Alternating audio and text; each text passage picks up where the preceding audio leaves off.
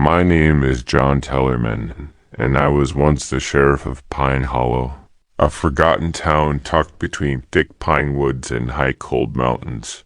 The kind of place where the mist sits low in the trees and time moves like molasses, slow, heavy, and with a memory for everything I spent my years with, a badge on my chest and a colt on my hip, trying to do good, or at least do better than the man before me. And now as I lie in this narrow bed with my lungs failing me and my past sitting heavier than ever, I feel the time has come to write down what the folks of Pine Hollow never knew, or maybe what they always suspected. This is my last letter, my last reckoning, and if anyone ever reads it, maybe they'll understand what it meant to be a lawman. In a place like this, I came to Pine Hollow young, just 23, full of nerves and dust, looking for a job that paid and something that meant something. Sheriff Cole at the time took one look at me and said I looked like a scared mule, but he handed me a star anyway, said he needed someone with less whiskey in his belly and more truth in his bones. The town back then was smaller than it is now, which is saying something. 3 streets, 1 general store, a saloon with half a roof, and a jail that had more mice than prisoners, but there was something about it, the way the trees hugged the hills, the way the folks looked you in the eye with quiet dignity. It made me want to stay. My first year was nothing but breaking up fights in the saloon and chasing after runaway horses, and honestly, I liked it that way. But things don't stay simple, not in the West, not when the Goldmen came with dreams in their eyes and greed in their teeth. They found a vein up in the Greybone Hills, just past the timberline, and before the snow could melt, a dozen strangers came hauling picks, wagons, whiskey, and problems. Soon the town doubled, then tripled. Tents became shacks, and shacks became buildings, and with them came new rules or other.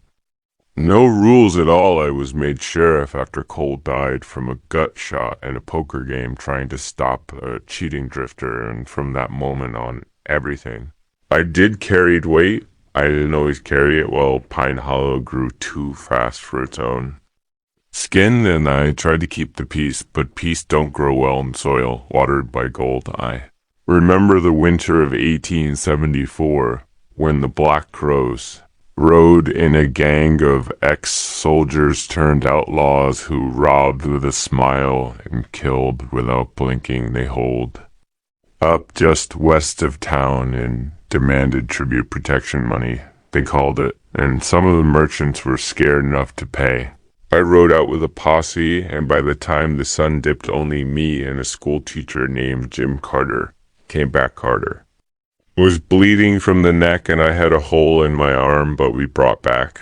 Their leader tied to my saddle with his neck twisted like a broken fence post. I thought maybe, just maybe, that would show them Pine Hollow wasn't a place to be pushed around, but all it did was change the shape of the fear. Now it wasn't the outsiders the town feared, it was me. I saw it in their eyes every time I passed the general store or walked into the church on Sundays. I became something harder, something colder than I meant to be. Maybe it started when I turned my back on old Willie Dobbs when his son got caught rustling, and I let him hang without much trial, or when I let Miss Lillian and her girls keep their house open despite the preacher's complaints.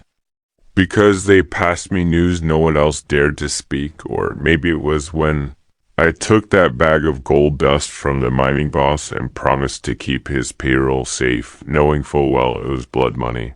I kept telling myself I was doing what I had to keep the town from falling apart, but all I did was hold it together with nails and lies, and now those nails are rusted and those lies weigh more than my badge. The doctor says I have a week, maybe 2, but I know better. The cough is deeper now, rattles like broken wagon wheels, and my nights are filled with old ghosts. I see Sheriff Cole shaking his head. I see young Thomas Dobbs swinging from that rope, his eyes wide with betrayal. I see Clara Jennings, the saloon girl who loved me till I turned cold and told her I couldn't risk love when Law was my wife. What a fool. I was thinking Law could love you back, thinking a town could be saved by one man with a gun and a rule book, so I write this letter not as a sheriff, but as a man who failed more than he succeeded. I want folks to remember Pine Hollow not just as a dot on some map, but as a place where people tried, where we fought for good. Even if we missed the mark, I want young folks to walk the street and feel the weight of those who came before, not in shame, but in understanding. And if someday some new sheriff reads this, I hope he knows better than I did, that law without mercy is just another form of violence, and that courage without kindness turns you into stone.